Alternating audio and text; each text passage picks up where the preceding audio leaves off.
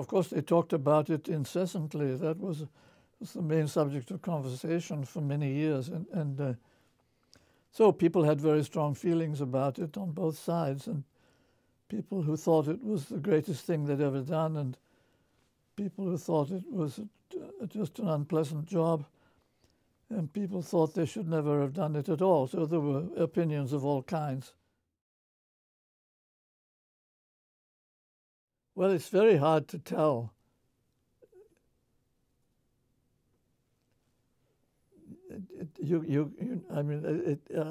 I grew up in England at a time when England was winning Nobel Prizes right and left. I mean, it was amazing how many Nobel Prizes England was winning in chemistry and physics and biology and all the sciences. And at that time, the teaching of science in the schools was really lousy. I mean, I experienced that myself. We learned almost nothing in school. Science was very unpopular. Science was blamed for all the horrors of World War I, just as it's blamed today for nuclear weapons. And quite rightly, I mean, World War I was a horrible war, and it was mostly the fault of science. So that was, in a way, a very bad time for science, but on the other hand, we were winning all these Nobel Prizes. Well, since then, of course, teaching of science in schools in England has improved tremendously, and the number of Nobel Prizes has gone down. And I think that might even be connected. I don't know, but I think it's quite possible that the more science you teach kids in school, the more it turns them off. So I don't know. I mean, you never can tell which way it'll go. Indeed, there are. Of course, I mean, it's strange in a way that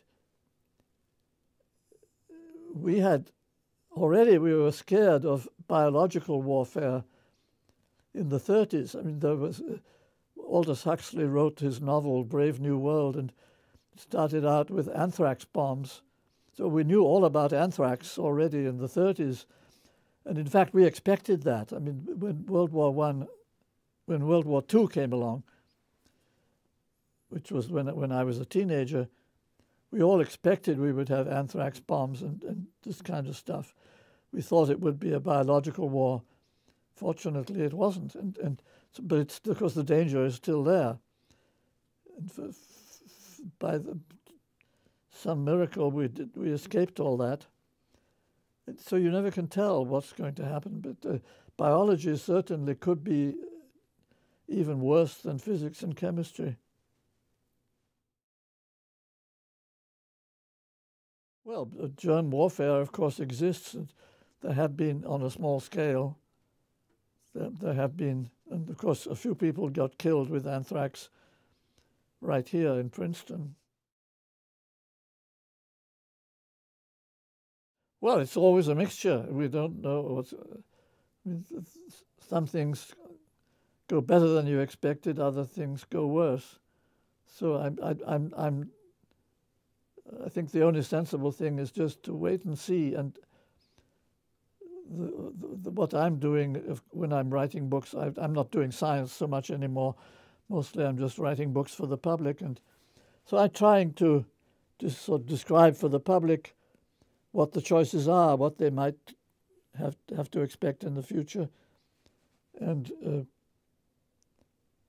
so by warning people ahead of time, maybe you have an effect. I think the fact that Aldous Huxley wrote Brave New World and talked about anthrax bombs probably helped, because it meant at least